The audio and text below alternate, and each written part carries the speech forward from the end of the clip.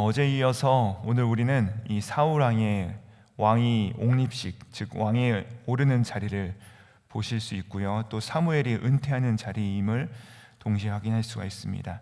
왕이 등극하는 것입니다. 그러면 응당 모두가 다 기뻐하고 즐거워해하고 참 축제의 자리가 되어야 될 것인데, 어제 이어서 본 오늘 본문 말씀은 계속해서 슬픔의 자리, 회개의 자리, 고통의 자리가 이어지고 있는 것을 우리가 볼 수가 있습니다. 오늘 말씀 보시면요, 비가 내립니다. 우레와 비가 내리는 것을 첫 장면부터 볼 수가 있습니다. 이스라엘 지역, 이 근동 지역에는요 3월, 4월에는 보리를 추수하고 또 5월, 6월이 되면은 이 밀을 수확하는 때인데, 이때는 건기라서 비가 오지 않습니다. 비가 한 방울도 내리지 않죠.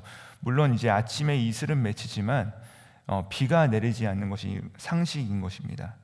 근데 오늘 믿지 않는 이 이스라엘 백성들, 너희가 하나님의 말씀을 어기면 하나님께서 너희를 치실 것이다, 그러므로 너희는 회개해야 된다라고 하는 이 사무엘의 메시지 가운데 믿지 않은 이 백성들에게 하나님께서 믿음을 부어주시기 위하여, 하나님께서 그렇게 하실 것임을 이들에게 보여주시기 위하여서 오늘 보시면은 기적이 나타나는 것을 볼 수가 있습니다. 예수님께서 우리 가운데 기적을 베푸셨던 그 이유도 마찬가지입니다. 단지 우리의 필요를 채워주시기 위해서 그분께서 기적을 베푸신 것이 아니시죠.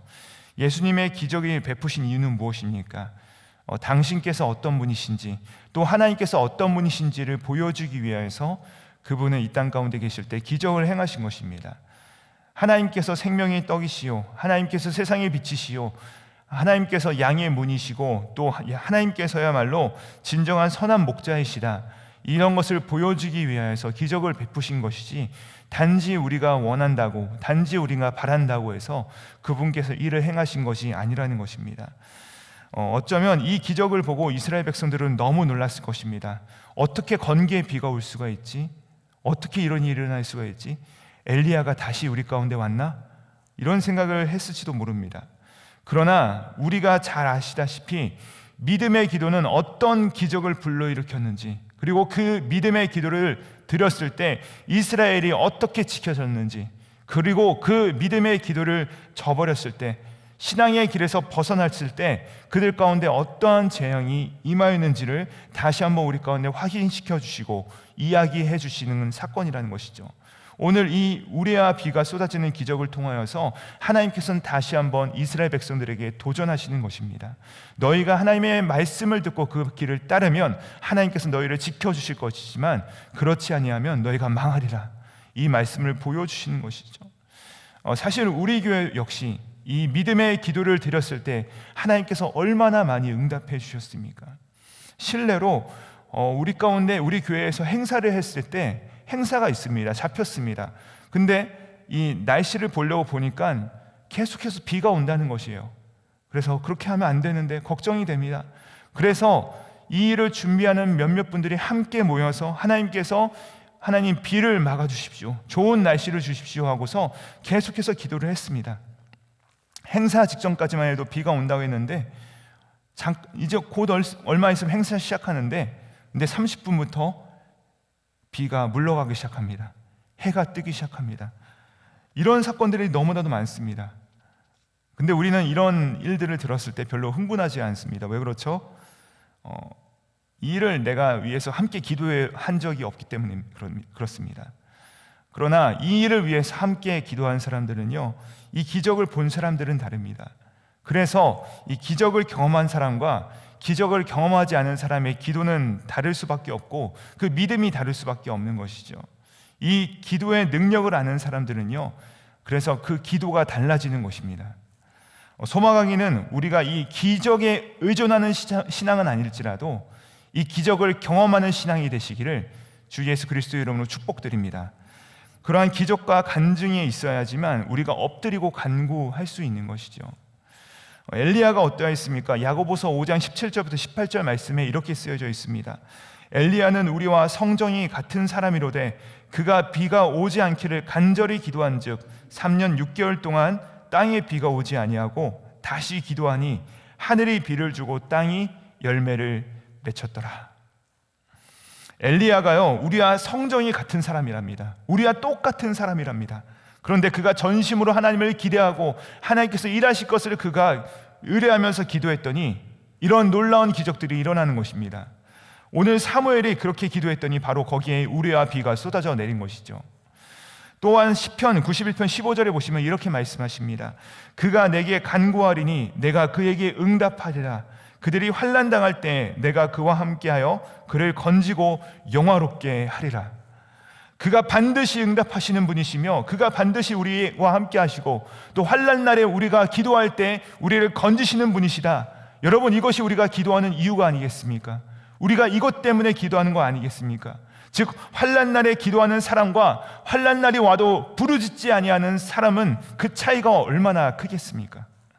그런데 기도하지 않는 이유가 무엇입니까?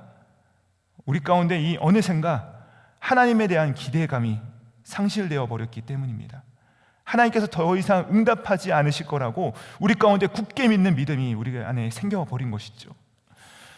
구하라 그리하면 주실 것이고 찾으라 그리하면 찾을 것이고 문을 두드리라 그리하면 열릴 것이라고 말씀을 하셨는데 우리가 그렇게 기도했지만 열리지 않고 찾아지지 않고 구해지지 않을 때가 너무나도 많기 때문에 실망하기도 했다는 것입니다.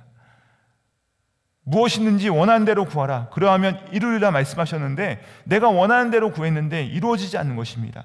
그럴 때 낙심이 되곤 합니다.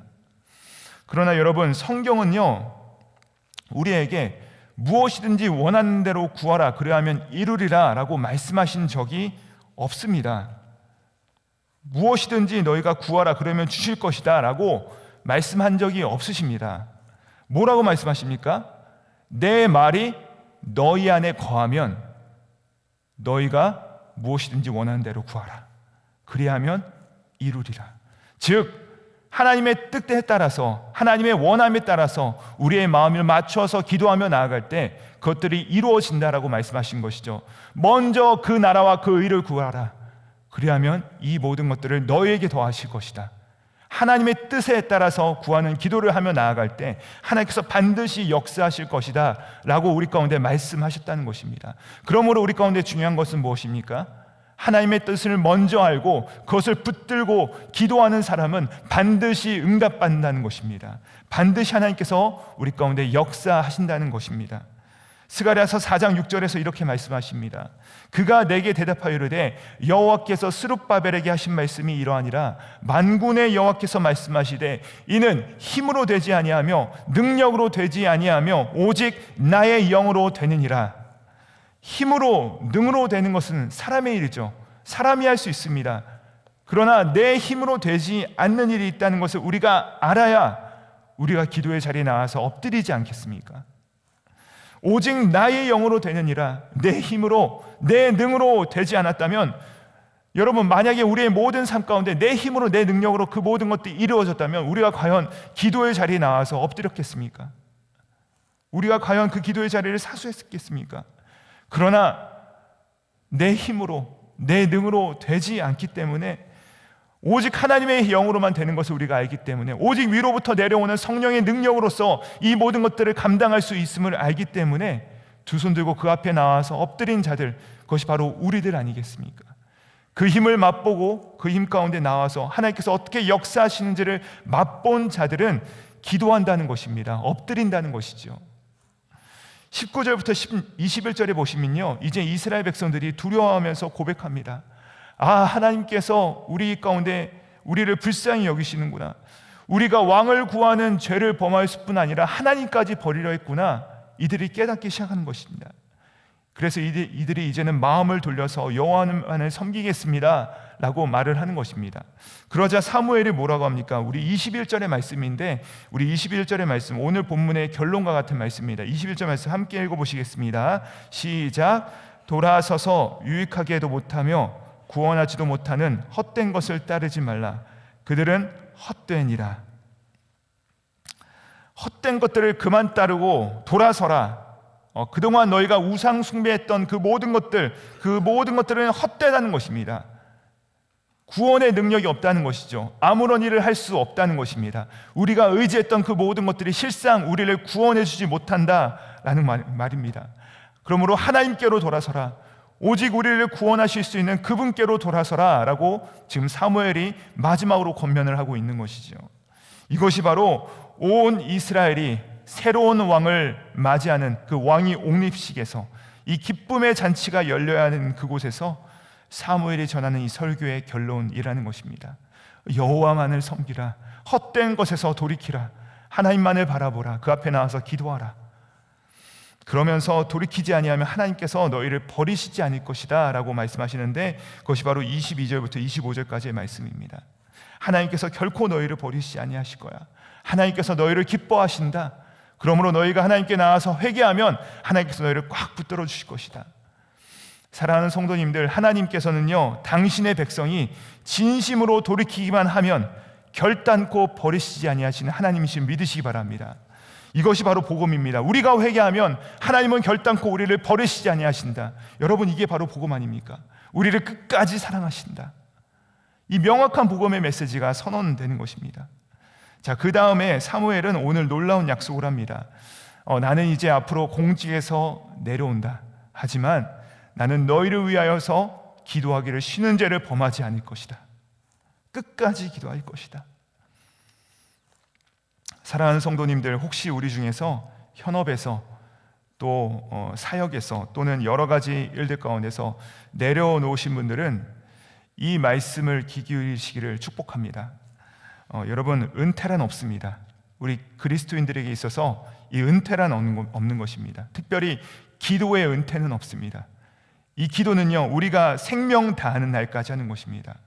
우리는 힘으로도 능으로도 되지 않다는 일들이 너무 많다는 것을 고백하는 자들이기 때문에 우리는 우리의 생명이 다하는 그날까지 기도하면서 나아가는 자들입니다. 우리 끝까지 기도하며 멈추지 않을 것입니다. 아니, 기도하기를 멈추지 않을 것입니다. 코로나 백신이 나왔고 이제 모든 것들이 다 안정되는 것 같습니다. 그러나 그럼에도 불구하고 우리는 끝까지 기도할 것입니다. 학교들이 세워지고 또 병원들이 잘 정비되어도 우리는 기도할 것입니다. 왜냐하면 그것들이 인간들을 구원하는 것이 아니라는 것을 우리는 너무나도 잘 알기 때문입니다. 그런 것들은 결코 우리를 완벽하게 구원할 수 없습니다. 오직 하나님만이 우리를 구원하실 분이시기 때문에 우리는 하나님께 구하는 것을 쉬지 않을 것이라는 것이죠. 우리가 죽는 날까지 호흡 다해 기도하는 까닭은 다시 한번 말씀드립니다. 힘으로 되지 않고 능으로 안 되는 일이 우리 인생에 얼마나 많습니까? 하나하나 세보십시오. 언제 우리가 우리의 힘과 우리의 능으로 살아왔습니까? 오직 하나님의 영으로만 가능한 일이 너무나도 많기 때문에 우리는 반드시 기도하실 것이고 하나님께서는 그런 기도에 반드시 응답하실 것임을 믿으시는 우리 모두가 되시기를 주님으로 축복합니다. 우리는 너무나도 오늘날 이 혼란스러운 시기를 살아가고 있습니다. 우리 개개인의 삶도 마찬가지고요. 우리도 너무나도 어렵고 답답한데요. 우리가 눈을 조금만 둘러서 보면요, 이 코로나도 마찬가지고 얼마 전에 이 미 전역에 일어난 정말로 가슴 아픈 사건들, 너무나도 아픈 사건들이 많고 사고들도 많죠. 또 급격하게 돌아가는 세계 정세들과 전쟁들, 이 모든 것들, 이런 사태들은요, 사실 무엇입니까? 겉으로 드러난 사태일 뿐이죠. 근데 성경에서 분명히 말씀하십니다. 말세에 역병과 기근과 전쟁이 있을 것이다 라고 말씀하십니다. 그리고 이런 것들이 우리를 어디로 이끌고 가는지 성경은 분명히 우리 가운데 말씀하고 있죠. 우리는 확연히 알고 있습니다. 그러나 여러분, 우리가 붙잡고 있는 것은 무엇입니까? 우리는 두려워하지 않습니다. 우리는 낙심하지 않습니다. 우리는 떨지 않습니다. 우리는 다만 담대하게 기도할 뿐입니다. 저와 여러분이 이 예배의 자리에 나온 까닭, 함께 기도하는 까닭은요, 우리의 힘과 우리의 능으로 되지 않는다는 것을 우리가 알기 때문입니다. 오늘 하나님께서 사무엘의 이 고별 설교를 통하여서 우리가 다시 한번 어느 자리로 돌이켜야 함을, 우리가 다시 한번 어느 자리로 나와야 함을, 우리가 어떤 신앙에 서야 될지에 대해서, 어떤 기도 자리에 나와야 될지에 대해서 말씀해 주고 계시다는 것이죠. 오늘 여러분과 저의 마음에 하나님께서 주신 그 마음대로, 하나님께서 주신 그 울림대로 우리가 이제는 헛된 것에서 돌이켜서 하나님께 부르짖는 그 기도의 자리에 모두 다 나오셔서 하나님께 간구하는 역사가 가득하시기를 주 예수 그리스도 이름으로 축복합니다. 더 나아가 하나님의 뜻을 구하는 기도 가운데 하나님께서 더 놀라운 것으로 충만하게 채우시기를 주 예수 그리스도 이름으로 축복합니다. 기도하시겠습니다. 하나님 아버지, 우리 모두가 하나님의 뜻에 합당한 것을 구하기를 기도합니다.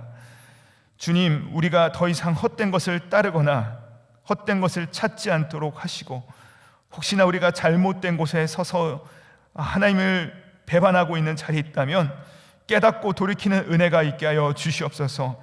힘도 아닌 능도 아닌 성령의 능력으로만 가능함을 기억하며 기도하게 하여 주시옵소서. 우리에게 기도하라 명령하신 예수님의 이름 받들어 기도드립니다. 아멘.